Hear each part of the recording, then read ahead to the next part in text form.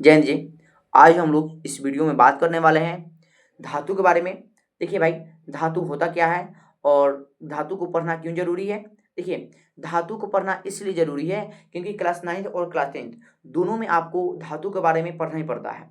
Class 9th में जो है आपका ये जो धातु है ना, धातु एक टॉपिक है, एक टॉपिक आता है जिसका ना एक लेसन है, एक लेसन में बहुत सारा टॉपिक है। ठीक उसी में एक छोटा-सा आधा निभाने आता है आपका क्या बोलते हैं, धातु और अधातु। लेकिन क्लास जो 10th है ना, क्लास 10th में आपका एक यह कोई टॉपिक नहीं बल्कि यह एक आपका पूरा चैप्टर ही होता है। तो चलिए हम लोग इसको धातु के बारे में पढ़ते हैं और धातु के बारे में भी पूरा अच्छी तरह से हम लोग जानकारी लेते हैं। वैसे तत्व जो ऊष्मा या विद्युत का चालन करते हैं उन्हें हम लोग क्या कहते हैं, धातु कहते हैं। देखिए भाई, अब ऊष्मा होता क्या है, जैसे मान ले ये मेरे पहले कोई धातु है ना। मान ले कि थोड़ा देर के लिए लोहा है ना। और इसको जो एक छोर है, इसका छोर का ही दो छोर है। यदि हम लोग इसको यहाँ पर गर्म करेंगे ना, तो इसका माने इसकी ये वाला सिरा गर्म करेंगे तो ये वाला भी सिरा अपने आप क्या हो जाएगा, गर्म हो जाएंगे। तो हम लोग क्या बोलते हैं, ऊष्मा बोलते हैं। लेकिन भाई विद्युत होता क्या है, विद्युत का मतलब आप लोग ये समझिए कि जो करंट होता है ना, जो करंट होता है यानी कहने का मतलब है, अगर हम लोग करंट जब यहाँ लगाएंगे तो करंट यहाँ भी आ ही जाएगा। इसको हम लोग क्या बोलेंगे, यानी कि करंट जब यहाँ यानी हम लोग यहाँ से टाएंगे तो यहाँ भी करंट में लगेगा। तो समझिए क्या हुआ, धातु है। और धातु है उसके पूरी सतह में ही क्या होता है, करंट यानी विद्युत या ऊष्मा का प्रवाह होता है ना। उसे हम लोग क्या कहते हैं, धातु कहते हैं। जैसे में क्या हो जाएगा, जैसे में आपका लोहा होगा, चांदी होगा, तांबा होगा, एल्युमिनियम होगा, ये इत्यादि में बहुत सारा चीज हो जाएगा। और यदि आप लोग और सही से जानना चाहते हैं तो देखिए, सुचालक और कुंचालक के बारे में थोड़ा आप लोग जान लीजिए। देखिए, सुचालक होता क्या है कि जिसमें करंट फ्लो हो उसको हम लोग क्या कहते हैं, सुचालक कहते हैं। जिसमें करंट फ्लो नहीं हो उसको हम लोग क्या कहते हैं, कुंचालक कहते हैं, है ना। यदि आप लोग चाहिएगा तो इस संचालक और कुंचालक के बारे में यदि आप लोग डीपली से जानना चाहते हैं तो आप लोग कमेंट बॉक्स में बोलिएगा कि हाँ, अभी हम लोग संचालक और कुंचालक के बारे में थोड़ा हमको और डीपली जानना है। तो हम इस पर एक अलग ही खास वीडियो बनाकर ला देंगे आपके लिए। तो चलिए हम लोग अब यहाँ तत्वों के बारे में धातु के बारे में जान लीजिए। और सुनिए, इसमें एक भाग आ रहा था तत्व। तत्व क्या होता है, देखिए तत्व उन शुद्ध पदार्थों को कहते हैं जो एक ही प्रकार के परमाणु से बने होते हैं, उन्हें हम लोग क्या कहते हैं, तत्व कहते हैं। देखिए, तत्वों की जो पूरा संख्या है आपका 118 है। लेकिन इनमें जो धातु है, धातु संख्या आपका 92 है। और अधातु संख्या आपका 22 है। और उपधातु संख्या कितना है, आपका 7 है।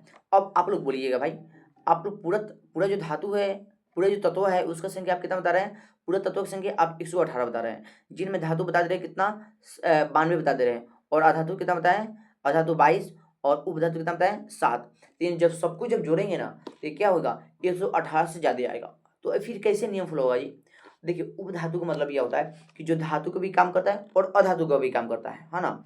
उसको हम क्या बोलते हैं, अधातु। माने आधा धातु और आधा उपधातु का काम करता है, उसको हम क्या बोलते हैं, अधातु बोलते हैं। यानी सॉरी, उसको हम लोग क्या बोलते हैं, उपधातु बोलते हैं।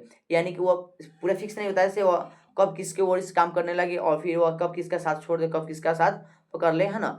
इसलिए उसको किस श्रेणी में रखा गया, उपधातु की श्रेणी में रखा गया, है ना। चलिए, अब यहाँ पर बात आता है कि भाई धातु के गुण होता क्या है, धातु को हम लोग कैसे पहचानेंगे। चलिए, ये क्वेश्चन आपके लिए है, बताइए।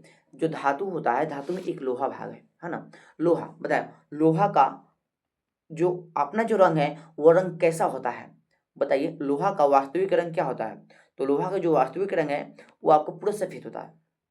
कैसे होता है, सफेद। आप फिर आप लोग बोलिएगा कि जो भूरा भूरा रहता है वो क्या होता है जी, तो भूरा भूरा जो रहता है वो आपका लोहा नहीं है, वो जंग है। क्या है, जंग। कि जो लोहा का, जो लोहा को है ना, जो लोहा को माने अपना रंग, वास्तविक रंग दिखाने से छुपाता है। बात समझ में आया।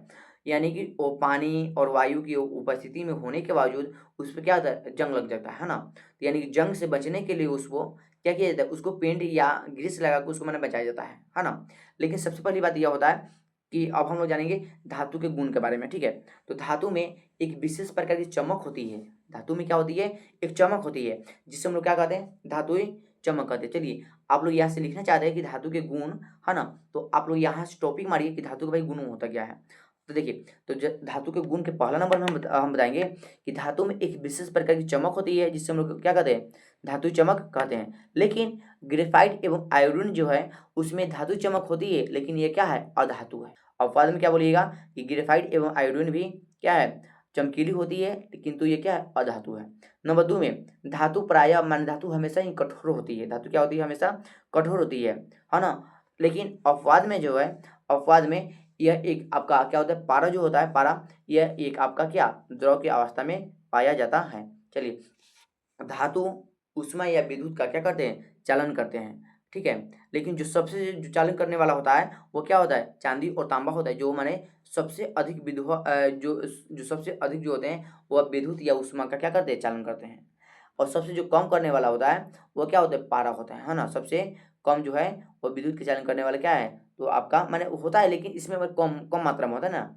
चलिए, इसके बाद में आघातवर्धनीय, धातु में आघातवर्धनीय का गुण होता है ना। अब देखिए, आघातवर्धनीय का मतलब क्या होता है, जैसे मान लें कि लोहा का, जैसे लोहा होता है, लोहा मान लें कि इतना मोटा है, इतना मोटा है लोहा, इसको हम लोग हथौड़ों से मारेंगे, मार मार के इसको हम लोग क्या करेंगे, इसको माने पतला परत बताते हैं, है ना।